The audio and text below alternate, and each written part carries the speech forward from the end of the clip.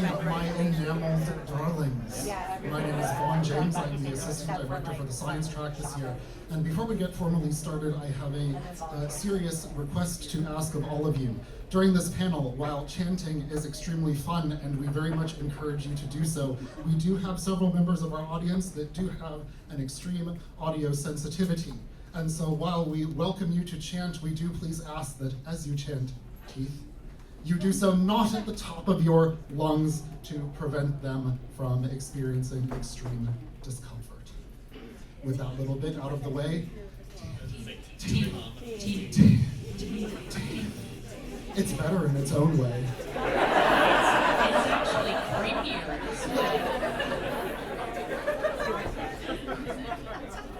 Once again, welcome to the Science Track. Welcome to our panel on teeth. The second set. As always, we welcome you here. A few notes before we begin. If you have anything on you, such as a cell phone, a pager, a fax machine, anything at all that makes a beep, we ask that you silence it, unplug that fax machine for us. If you do need to take a call, please do so outside of the track room. The charity for DragonCon this year is the Arthritis Foundation. If you would like to donate paper or change, we do have a bucket there for you. There are also QR codes around the con where you can donate electronically should you wish. With that, I believe that was all of the housekeeping we had to take care of, and so I will give it on over to Mouse. Okay, so that whispering teeth was like so horrifying. Let's do that again and whisper. Teeth, teeth, teeth, teeth, teeth, teeth, teeth, teeth, teeth, teeth, teeth, teeth. That was delightful, thank you. Thank you for attending our teeth panel. We will see you tomorrow. One other important announcement. I know usually we like to sit and chat after this panel. A lot of us are on Science versus Movies, so when this panel is done, bye.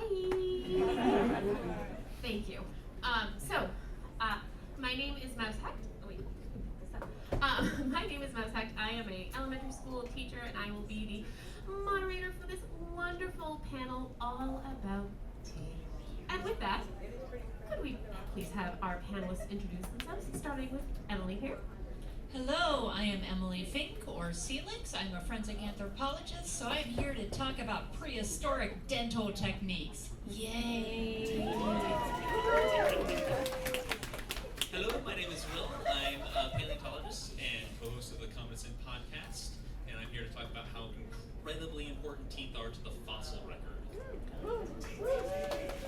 I'm Joe. I'm a marine biologist, and I'll be talking a little bit about some marine teeth. I'm Bee Huesman. I am a general dentist. While I am a general dentist, I am not your dentist, so nothing I say is medical advice. Please see your dentist. I love this as a replacement to the snacks.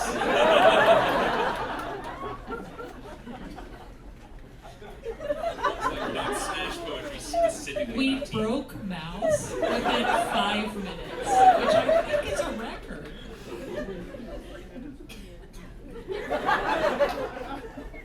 Okay, so with that, what are teeth? Oh yeah, why are teeth? Let's get philosophical.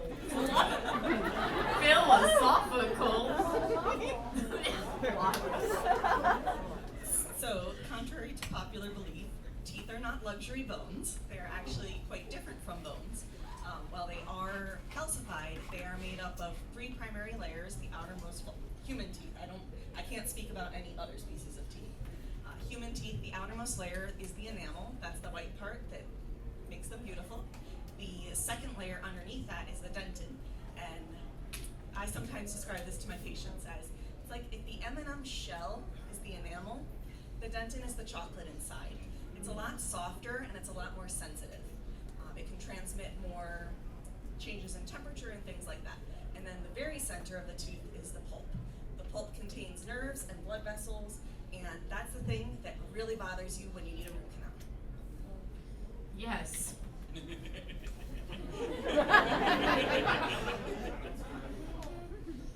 Yes. I mean,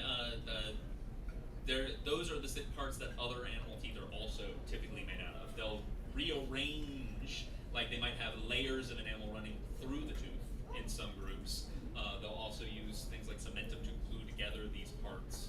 I forgot to mention that your human teeth do have some meat too. Yep. That's the root. Yep. So like you'll get it's the same ingredients for a lot of most other animals that have teeth, just rearranged and folded and open rooted so that they can keep growing. And so it's the same general concept, just gets real weird and labyrinthine in other groups. Wait, so, sorry, I did not know that. Animals that have continuous growth have open-rooted teeth? Yeah. So Cool. they have a continuous blood flow and nutrition, like it's fed like any other organ would be. So that's why it's able to keep growing and then grind down. So rodents are famous for this. There are others like rabbits have those on their front teeth. So a lot of your herbivores, that's very common for them to have those growing teeth because they're grinding them down, and instead of losing the teeth, they just have them keep coming out as a continuous, like, toothpaste tube of tooth. And in humans, the root end is open when it first is developing and typically closes about 1 to 2 years after the tooth erupts into the mouth. There's still a teeny tiny little hole that blood vessel and that nerve goes in through. We call that the apex. So I I'm more in the marine mammal side of the marine animal life, but sharks and rays, their teeth are mainly made out of the same thing, but it's actually a modified placoid scale, and that's why they can keep replicating their teeth, because it's a scale that keeps on growing and keeps on changing, but it's still made out of those primary like enamels. Which is so cool. It's so cool. So, fish scale tooth? Cool. Evolutionarily, there's evidence that teeth might have come from the outside in, that they started as scales and then became internalized into the mouth cavity to be used that way. Because like shark scales are teeth, like that's why they're so famous for being, but like it's evidence that might have been where they started. But I thought they were smooth all the way around. They have very rough skin. So then, segue into that. So how old evolutionarily are teeth? Very old. So the first jawed animals are your some of the early fish that the famous group that really made jaws famous were the placoderms, which are armored fish. They did not have teeth. They had armored blades on their face that would act as teeth. Some of them have things that might be teeth. It's hard to say, and it's hard to say whether they were using it as a tooth, but they have some bumpy bits on their bones that might be a tooth-like structure. For sure, the ancestor and lineages that led to sharks are some of our first toothed animals, and would have been our first really toothy groups. Things similar to sharks. They were not sharks, but the earliest fish that were similar to those were our first. And this is going back to, I'm terrible at remembering the age. Silurian, yeah. So it's hundreds of millions of years ago that teeth started in the ocean with sharky-esque things, but once again, not actual sharks.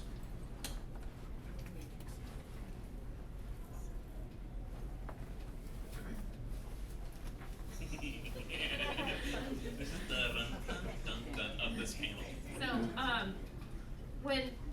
so I know like some animals like continually grow them, but like humans, we have a few different types of teeth that we grow and replace, like our baby teeth or adult teeth and wisdom teeth. So like, why do those phases happen? So your jaw does a whole lot of growing between the ages of 6 and 18. It expands massively, but teeth, once they come in, that's the size they are.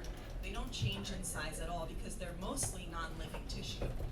So the shedding of the deciduous teeth, the baby teeth, allows sequentially adult teeth that are larger to come in that will more properly fill the adult-sized jaw. So for for marine mammal species, typically with dolphins, we can actually use their teeth to age them because they have one set of teeth. So instead of losing it, they actually grow rings. So we'll take a slice of it, and basically you can count it like tree rings. And that's how we actually can age dolphins and other marine mammals. This also allows us to do this with some fossil species that we are able to have the modern data on and see if we can get a rough age for an extinct animal. And I mean, I know another thing that in an earlier panel we talked about like how teeth can sometimes carry other things that animals had eaten, so you can kind of figure out what they ate, not just by looking at it, but then like what's in the tooth. Isotope studies. That's big for fossil stuff, but I know it's also big for your stuff. Yeah, so we use isotope studies in anthropology to tell what a particular group was eating at a particular time. But importantly, this only shows what the child who was developing the teeth was eating. So if the diet changed between a child and adult, you don't necessarily know if they fed children richer food. Their teeth are going to actually show that rather than the adult diet, which might be more poor or more scattershot.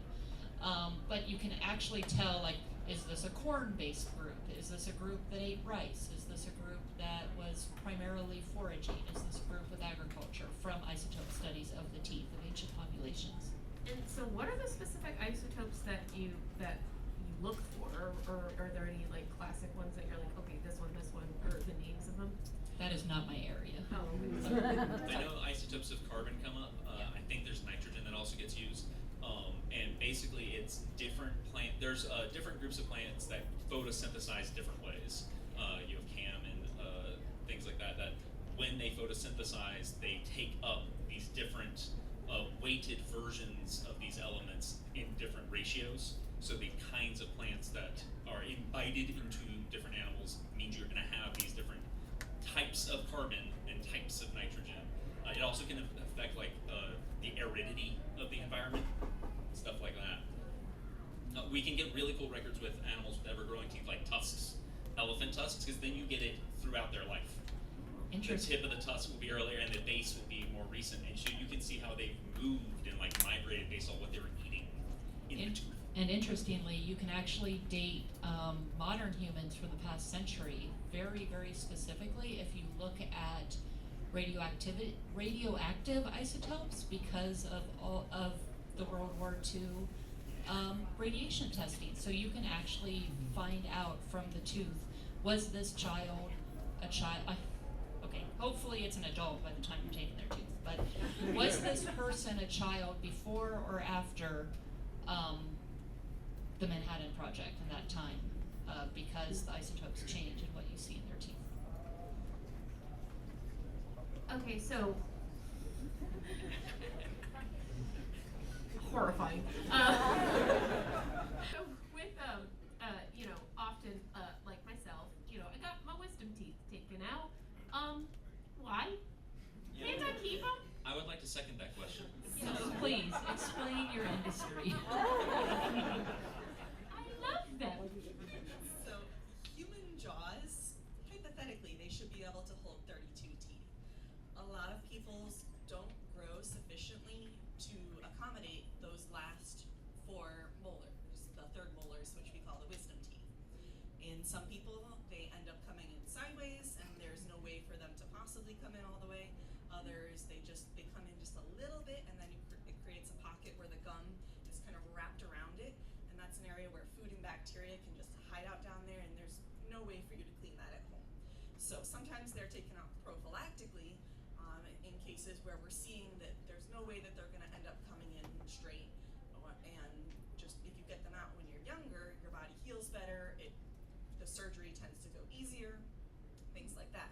And then, you know, we have patients always who come in who are having pain, and then they obviously need to come out as soon as possible. So there's some dentists out there who are kind of like, you have wisdom teeth, let's change that. My personal philosophy is to look at the individual patient and see, like, my husband has all 4 of his wisdom teeth, and some brave endodontist did root canals on 2 of them, and Oh. Oh. Sorry. Way back Yeah. there. I told him if he ever has a problem with them, he's going to see somebody else. I do see a hand up for questions. We will do those at the very end, but I appreciate your enthusiasm. This is my new favorite thing, and Mouse is gonna hear it every night before they go to So sleep. much. I want this as my alarm on my phone. Why? Because it's the best. As a paleontologist, most of my classes were teeth. Okay, so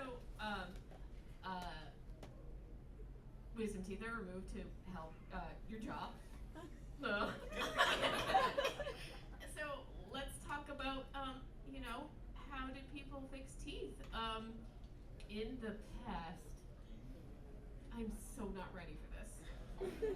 It's actually really cool. So if you were gonna guess when the earliest example of dentistry would be, would you guess?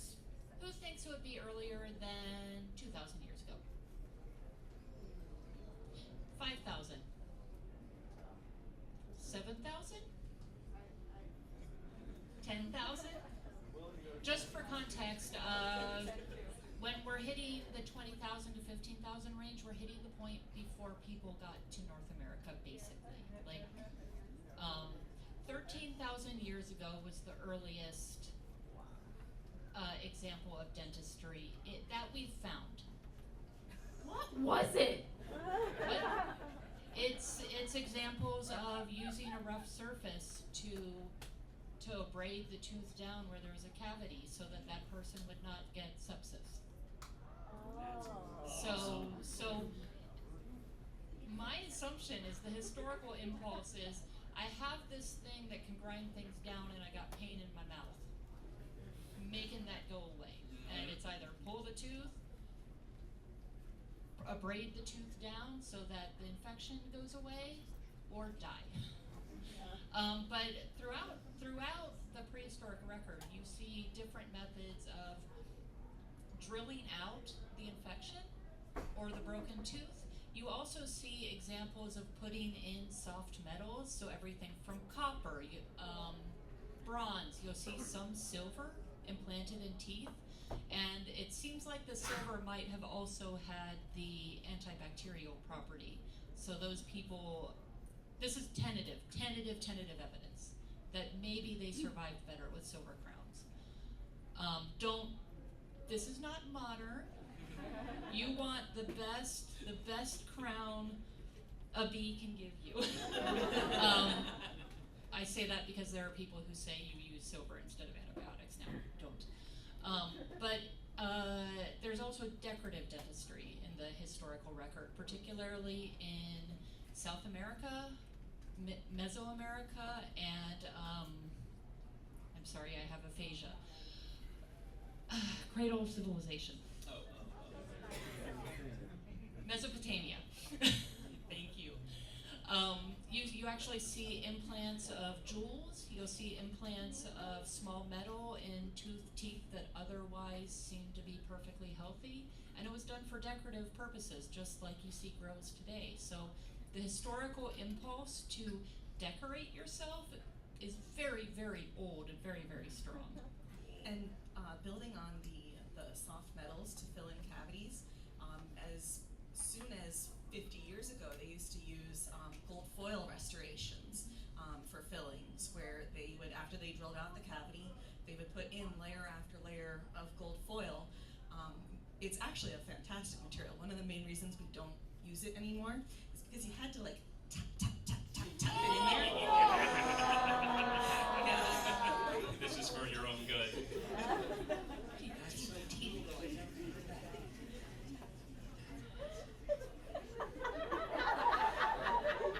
You signed up for this on purpose. I know. I was like, I'm not going to do the gross panel. Teeth should be safe. What's gross about teeth?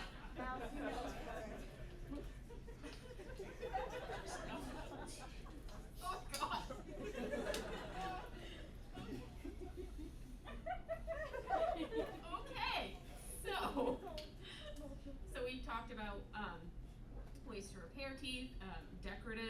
I mean, prehistory grills, that's kind of cool.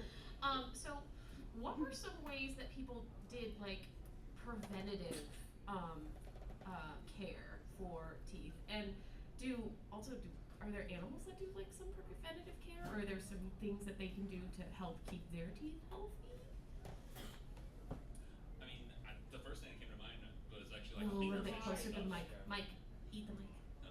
I would say the first thing that came to mind was like cleaner fish and stuff, like shrimp and stuff that will actually go in and clean the mouths of fish to help clearing out the stuff that might be in there. Yeah, you often think of the birds that will sit on alligators' heads or hippos' heads too, and they'll basically pick out their teeth, and you get the same thing with fish where they'll kind of just hang around, and you'll see fish traveling with sharks and everything like that, and basically they eat the stuff that the shark didn't get everything, so they're messy eaters. Lots of animal like tooth care is just like reptiles just get new ones. You know, so there's no maintaining the teeth because you're just going to drop it and get a new one. So you don't see the same sort of importance around them. Well, that's nice. There are a few mammals that can replace teeth. One of them is a marine mammal, which is the manatees, which is what this skull is. It's 50%, so they're bigger than this. So it might be hard to see, but it's crunch, so 50% is all I can get done. What you can kind of see in the very back is what we call marching molars. So essentially when these front teeth fall out, they get grinded out because of herbivores, like he was talking about earlier, because they, grind their teeth and chew up all the fibrous grass. So they just keep on having these molars, and once the front ones fall out, a back one comes and replaces the next one. And as for prehistoric tooth care beyond drilling and decorative fillings, you also get throughout many cultures, it's more focus on the smell of the breath, because you're talking about understanding of germ theory.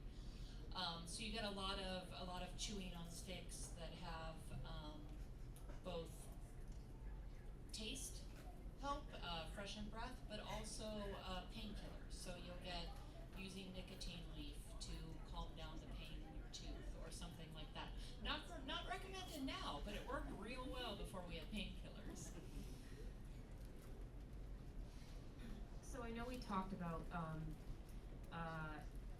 some animals, like mammals that do continually grind down their teeth, or because they chew and grind their teeth. But like, what about like rodents? How does that work? Rodent teeth are some of my favorite teeth just because they're so intense. So most rodents are also herbivorous most of the time, but they will also take basically whatever they want. And they have ever-growing front teeth, famously, those big buck rodent teeth, those incisors, which are ever-growing and self-sharpening. So they grind against each other, and that's why they make that chisel shape. And it's partially because the front layer of the tooth is embedded with iron. Oh, is that why they're red? Yep. Oh, that's so cool! I was always wondering that. It wears slower than the back of the tooth, so you end up with this sloped chisel. By the makeup of the tooth, it wears into the shape that they need it to be to survive. Their molars are also open-rooted and will continue to grow and grind down. So they're just whole mouth of teeth are growing in a way to where they can just chew on tough stuff like nuts and chew through wood and get through tough food.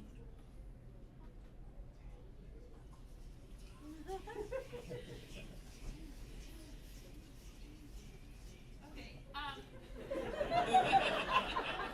You gotta get to the questions quickly to cut them off. I know, and I'm tired, so I forget every time.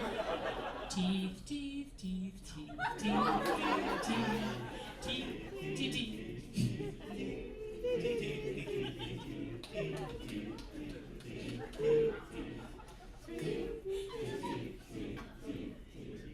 Oh my god! I changed my mind. I want that ringtone.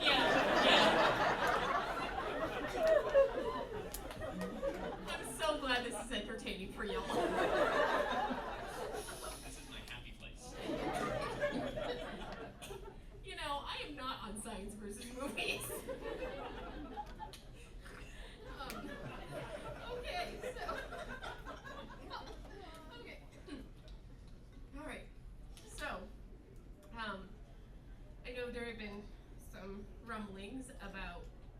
thinking about how maybe humans could get the second set. So, what's that all about? So there is a study in Japan that is going to actually be starting this month, human trials, for a drug that is intended to regrow missing teeth. The theory behind it, the way they kind of got to this place, is they were studying mouse models, and one particular, there's a mouse model called RUN2X, something like that. It's a knockout model where when they knock out this gene, the mice do not develop teeth. And then there's another mouse model that they were studying, which is the USAG1, uterine sensitizing something gene. And when they when they did a knockout mouse with that gene, they found the mice grew supernumerary teeth. So they grew extra teeth, more teeth than usual. So they were experimenting with an antibody against the USAG1 protein to prevent expression of that gene. And they found that in that they were able to induce growth of teeth in these knockout mice that were not growing teeth. So the idea is to use recombinant DNA. Yes. Yeah. It's been a long day. It's been a long day. This is just a little bit outside of my field. But to use a gene therapy treatment, a single dose, to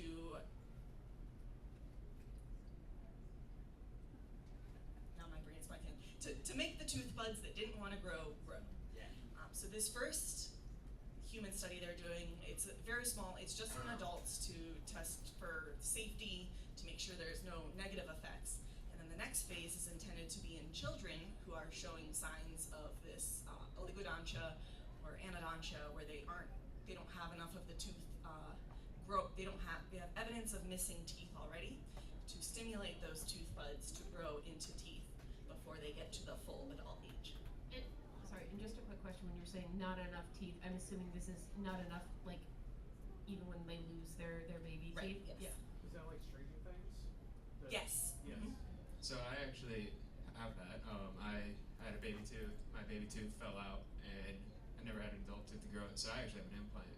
But so this is interesting to me. This is Yeah, I have to say, I loved all your reaction when I said the second set, and they were like, "Oh, that's not a joke."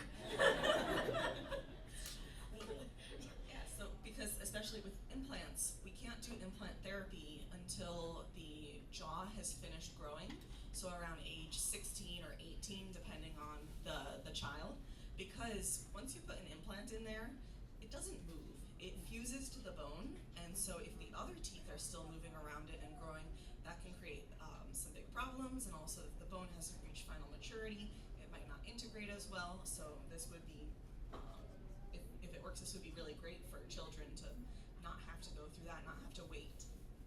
so cool. Yeah, and I had to have a retainer for the longest time with a fake tooth on it, and it was the most annoying thing to wear. And if you took it out for a day, that gap would close up so fast, and then putting the retainer back in would be a pain. It would hurt so much. But also, one case with me was they weren't sure that I was going to have enough bone for the implant at first, so then you would also have to do a potential bone graft before the implant itself. I didn't have to do that. There was enough bone, but you can do a lot, so that's really interesting that there might be potential solutions for this besides implants, which also aren't necessarily permanent. They can fail. So, no, I'm ready this time. So, with that being said, like, if this works, how is this going to change dentistry? Like, what is this gonna do? So I think this likely will have very limited use cases, mostly for children who are congenitally missing teeth. I have my doubts about its ability to regrow lost teeth. Say, like, if you have to get a tooth pulled, or a tooth gets knocked out, something like that, because it needs a tooth bud in the bone, those stem cells to grow the tooth from. And my concern also is that, like we mentioned before about the wisdom teeth, a lot of ours didn't come in straight, and if you're you're trying to now start tooth growth in an adult who already has the other teeth, it might not necessarily be getting the right signals to come in the right way. So it's more stimulating inactive stem cells than creating the Correct. growth spot. Gotcha. Man, I was hoping it'd be like magic. I got so many feelings. I'm like, let's just pull those out. Shoot me up with this. That'd be great. I mean, same. Sorry, was anyone else gonna say anything? I'll think The about it. for a while, audience think is of gonna more. say something. I know. Yeah. Please start doing this during science versus movies. I'm the mic runner, no!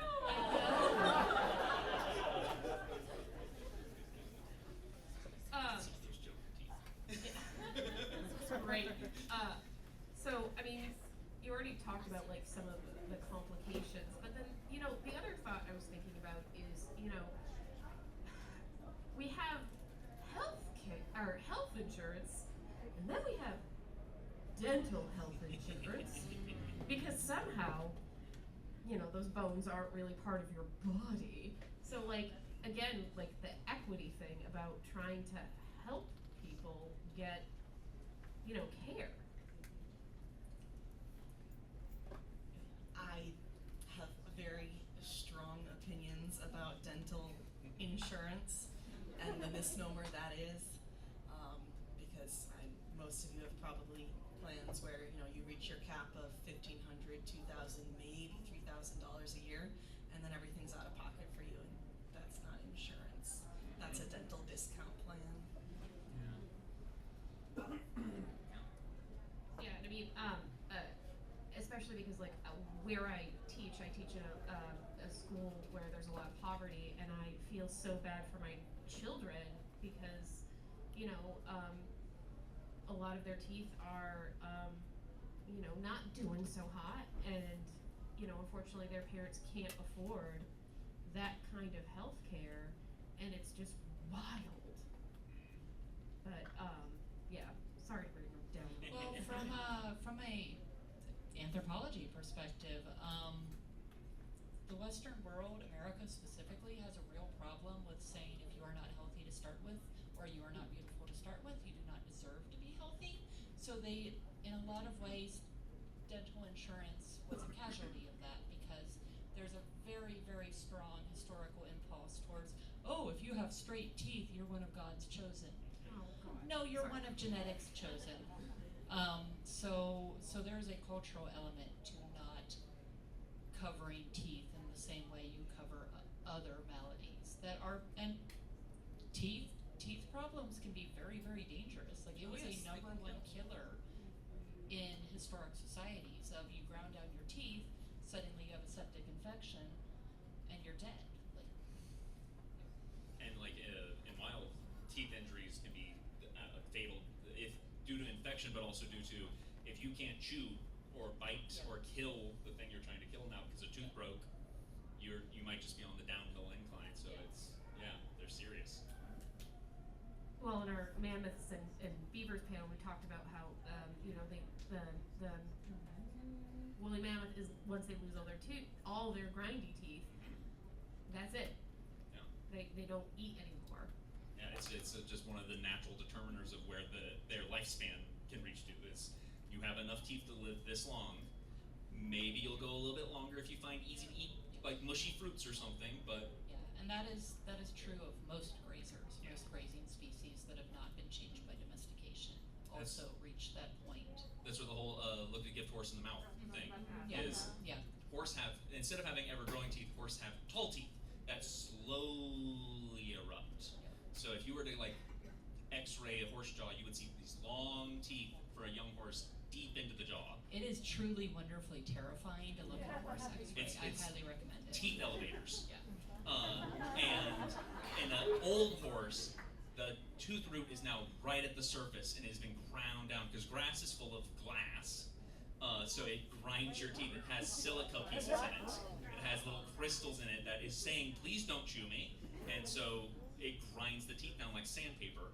So an old horse has these little tooth nubbins left, and eventually eventually they would have nothing left, and they can't chew, they can't graze anymore. And So that was you- a restriction for a lot of prehistoric societies as well, where particularly in sandy areas, you've got a lot of tooth wear, more than you would in a forest environment or a different environment. So you had people grinding down their teeth literally. And one of the things you can see the lifespans increasing with evidence of care, where other people were making porridge for them or acquiring softer foods, acquiring foods they can eat. So you see that indirect evidence of care in the skeletal record when you see older skeletons within history. So you also see this with marine mammals. There's a ecotype of killer whales specifically that hunt sharks exclusively, and their teeth are basically ground down to the ground because shark skin is so rough, as we were talking about earlier. So basically they're eating and tearing at sandpaper, so their teeth get grounded out a lot faster. Where the other ecotypes, you don't necessarily see that because they're eating fish that aren't sharks, or there's the few that also eat marine mammals. But you see that ecotype, and that's one of the ways you can ID them is by their teeth. And even with older dolphins as well, you can see them with shorter teeth because over the years they still get worn away. Well, and there's the dolphins that beach the fish and then grab them on their sides, and one side of the teeth get ground down because of all the sediment, and so that they still have at least a usable half of their teeth to catch fish normally. It's so cool. And they don't chew their food at all. They use their teeth to catch it, but they don't chew it. They swallow their food whole. So they basically, their teeth are just for catching, and then they throw it down in the back of their throat, and they orient it so it goes head down, so that it goes down a little bit sooner, easier. And if they don't get it in that orientation, sometimes they can actually choke on it. This was me at Peachtree Center earlier too. Dump an entire vermicelli bowl in my mouth, swallow it whole, ready for the panel.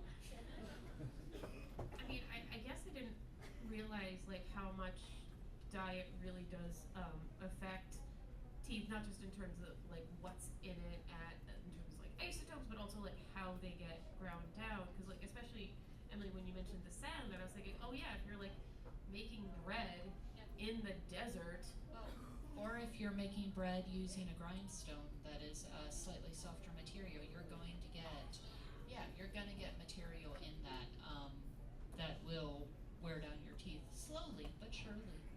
We can also get a lot of information about how you bite based off the tooth wear. There's micro wear and stresses that we can look for in tooth. Micro wear will show how you're chewing, how it's grinding, and what you're grinding against. Will give some information as to the scratches on the tooth surface. For modern animals, we can do this, but fossil animals, it's useful to figure out what they were eating and how they were eating. You can also figure out the way they were chewing, what forces and what kind of chewing pattern they had based off of the way the teeth have been worn down, because different patterns will make a different wear pattern on it. I mean, I'm assuming this is similar to like stress markers for like muscle attachment in the skeleton, correct? Yeah, it's very similar. And we've certainly seen in practice since COVID-19 came on the scene, significantly more tooth wear and broken teeth due to stress and grinding and clenching associated with that. That's sad. Yeah, I do that at night. I wish it didn't. Just think of us all going teeth every time. If you're not asleep, you won't grind your teeth.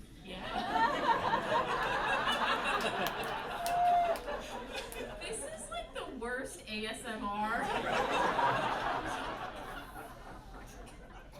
ASMR from hell. Okay.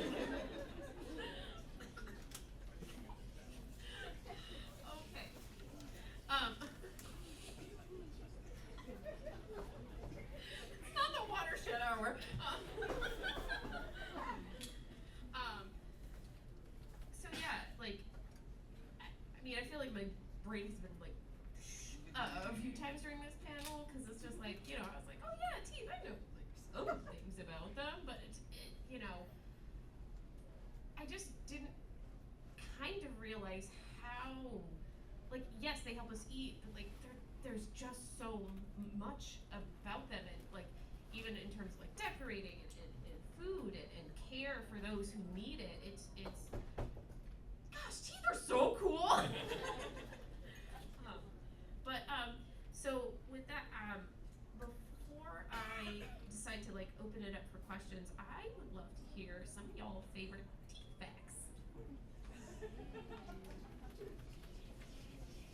chant at them. So, aside from horrifying dental practices in prehistory, a lot of societies used teeth as either decorative parts of teeth from other species, just to be clear. So teeth from other species as either parts of their tools, parts of their weapons, because they're very strong little things. My favorite is the Field Museum in Chicago has a whole set of sawfish tooth weapons, and they are beautiful. Like, they're also terrifying. It's like if Dawn of the Ash. Oh yeah. From It's like a Evil Dead. prehistoric Evil Dead weapon. It's so cool, and they're I think one of them is on display right now if you get a chance to see it. Yeah, and just in case for anyone who's not familiar, sawtooth fish, long nose, many teeth like porcupine, and they, the way they hurt other fish to eat them is wild. One of my favorite things is that a lot of times people don't know how utterly important teeth are to us, our understanding of the fossil record. When people think of fossils, they typically think of bones and skulls. But teeth are a very common thing we find because, as you were just saying, they are tough. They're the toughest parts of the vertebrate body. Enamel is incredibly strong, it's incredibly resilient, so it fossilizes very well. We also have a lot of them. So if you knock all the teeth out of a skull, you have, depending on the species you're looking at, 20 to 100 bits of tooth that might get fossilized. And especially for us mammals, their shape is so specific. Many mammal species that if you look up were named off of a single tooth because they're so specific to the species. So the fossil record in many ways has been shaped by our understanding of ancient teeth. So they are critical to our, one of the main windows into the ancient world. So they're so important. Including our ancestors. There are quite a few species that are primarily or originally known by teeth because teeth preserve well in places that bones don't. Particularly you'll find teeth in placer deposits where a stream has slowed down and let down all of its heavier sediment. So you'll find teeth in those that are just, there's no other part of the animal in there, but the tooth has survived the abrasion of the river and also survived the ensuing years of abuse. Going off of that, cetaceans or other marine mammals are actually broken down by classification based on teeth. So you have Odontocetes, which are your toothed whales, and you have your Mysticetes, which are your baleen whales. And they've actually evolved to not have teeth. So they're filter feeders, and they have, their ancestors were toothed whales, and they still have the tooth bases in utero, but by the time they're born, they're gone, and it's replaced with baleen.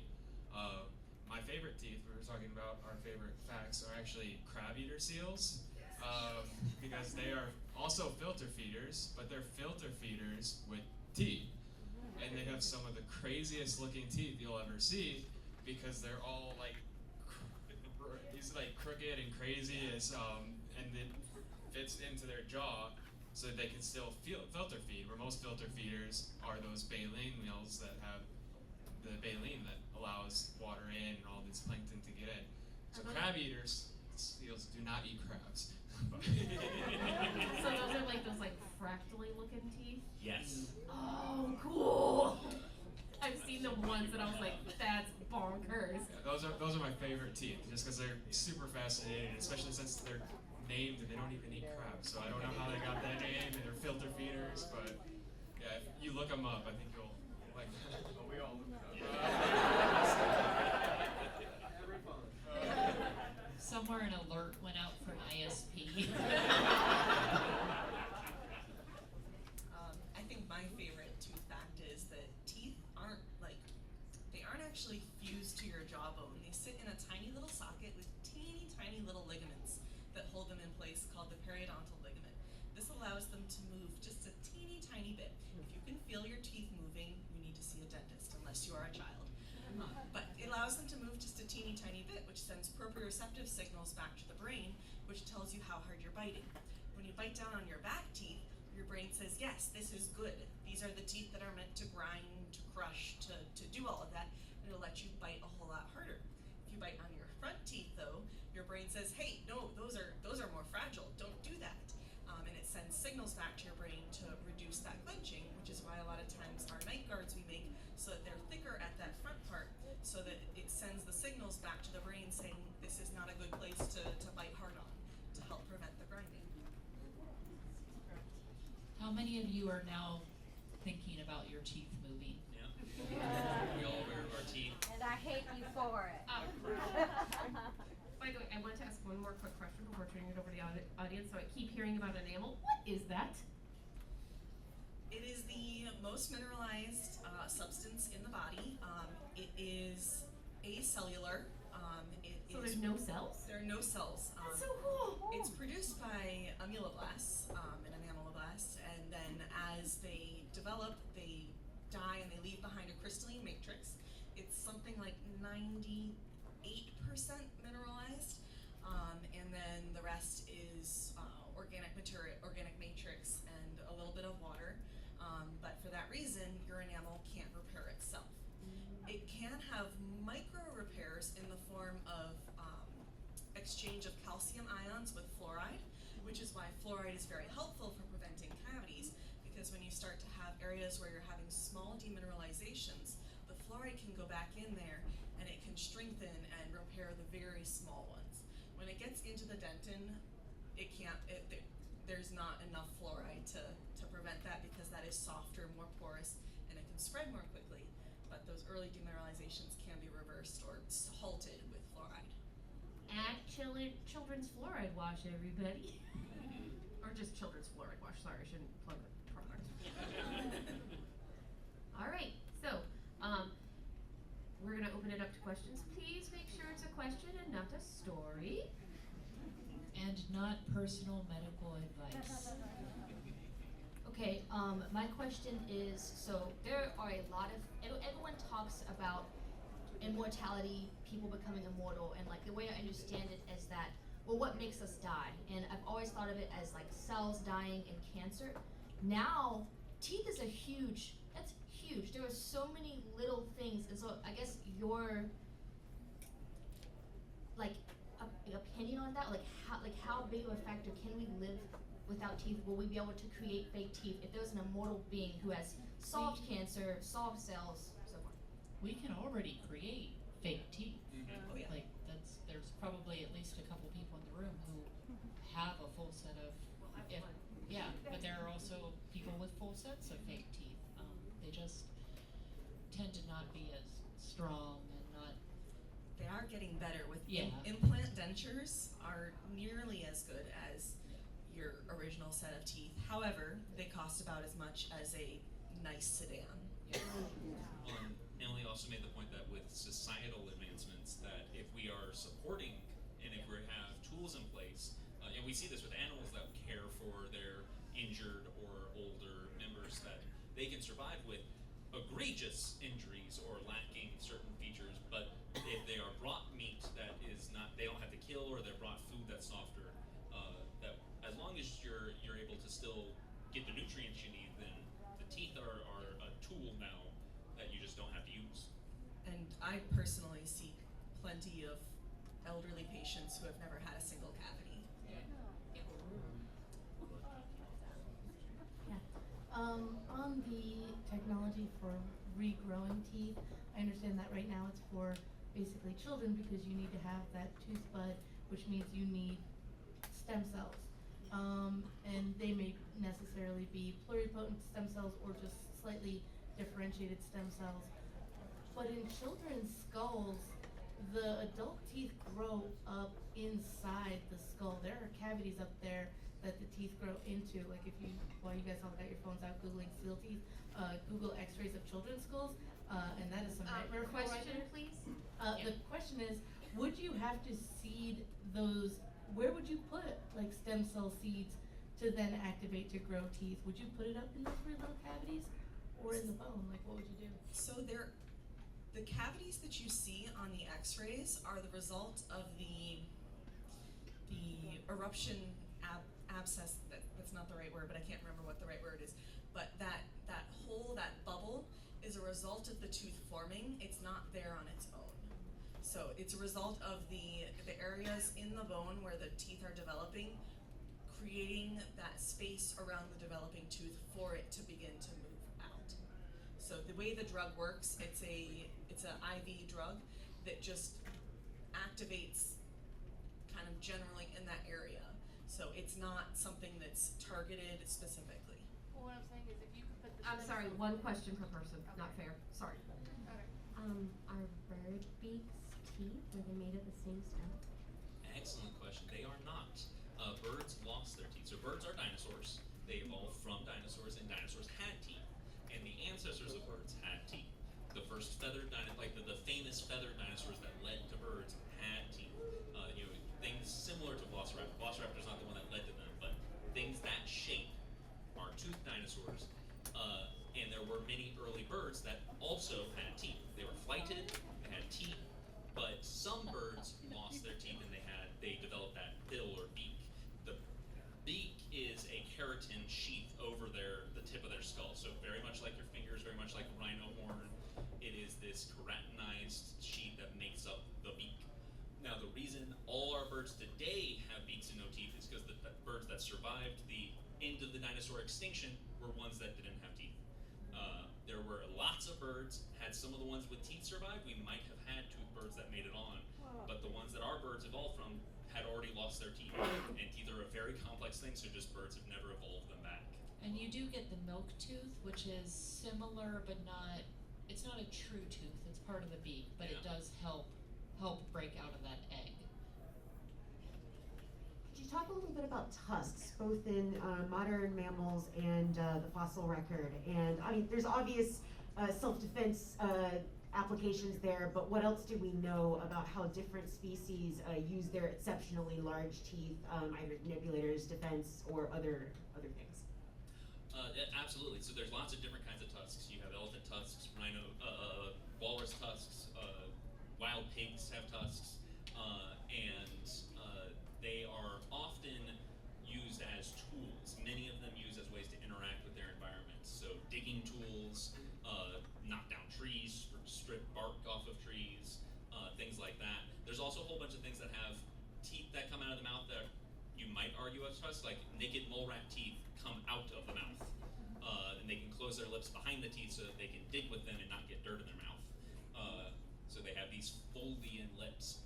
And so those are external teeth that are ever growing, which is kind of the definition of a tusk. So kind of maybe those are tusks. So there's not like a strict definition for what a tusk is, but lots of animals will make these teeth, and usually it's tool use.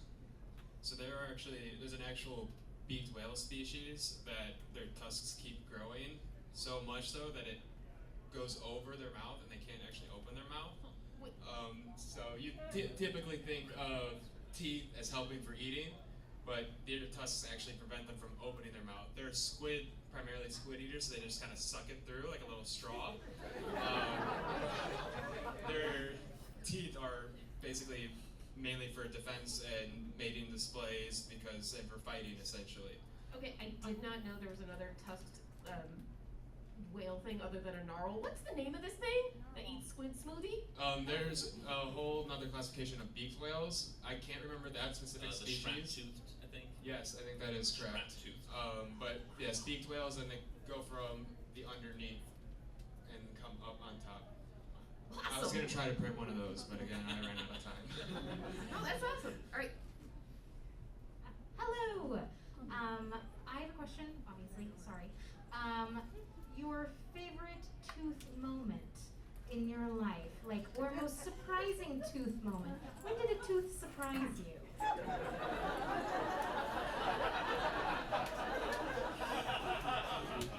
Where's the bell? My favorite surprise tooth was when I found a horse tooth at the fossil site I was digging at, which was the fourth horse bit of material we had found at that fossil site up till then. Wasn't a big thing, but it was it was 25% of the horse that we had found thus far, and that was a big deal at the time, so I was very happy with that. My favorite is entirely human intervention. but I used to work at a nature center that was also an active farm, and I had one camper who just liked to pick up stuff and put them in his pockets, just constantly, and every time at the end of the day I'd be like, okay, what do you got in your pocket? Give it to me. Occasionally he'd come in with cat vertebra that he found in the field. One day he pulls out an entire cow tooth from his pocket. This is a small child, like 4 or 5 years old. I'm like, okay, how did that fit in your pocket? How do you have bigger pockets than me? But I also put that in my pocket. The reason why I made them empty their pockets is because we were a nature center. You were not allowed to take stuff home. I, however, take this tooth from this child in the parking lot as he's going home, put it in my pocket, and then find it 2 weeks later after it's been through the wash 3 times. I'm like, this lives here. So for me, tooth surprises are usually very not fun for everybody involved. But one slightly less not fun one was just seeing a new patient, and the hygienist was kind of reviewing the records with me and was telling me tooth number 22 is missing. And so I start looking at the x-rays and I'm like, oh, I found it. And it was right down here in the jaw, just hanging out. Wasn't causing any problems, just completely embedded in the bone, just chilling there. I live here now. Still here. So I don't actually do that much work with teeth. But so Neither do I. But we did do stranding responses, and like I said, we collect teeth to help age dolphins and stuff like that.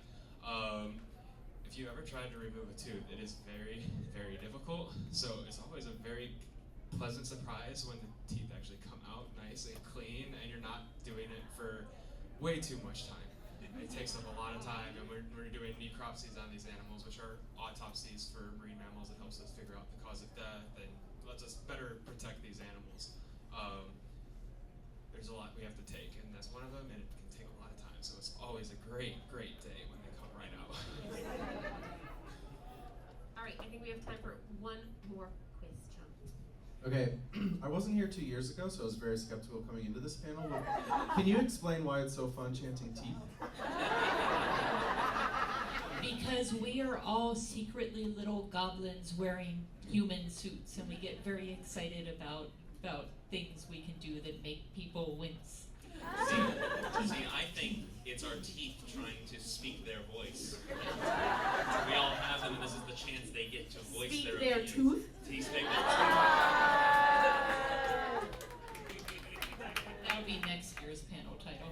Speak their tooth, okay. All right. I would like that. Okay, so Remember, remember, Dragon Con social whisper media. quiet, please. Wait, let me cue you so I can actually get a video I can post on the internet. Thank you, friends.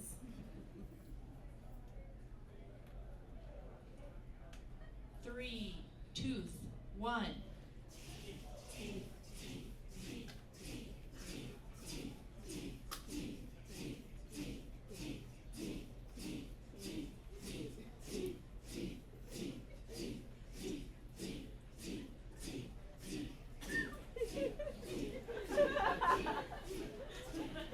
I love you all.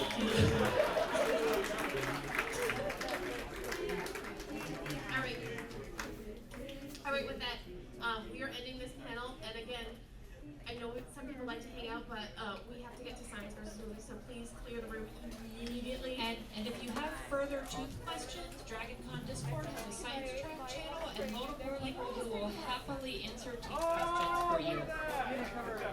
I am not science versus movie.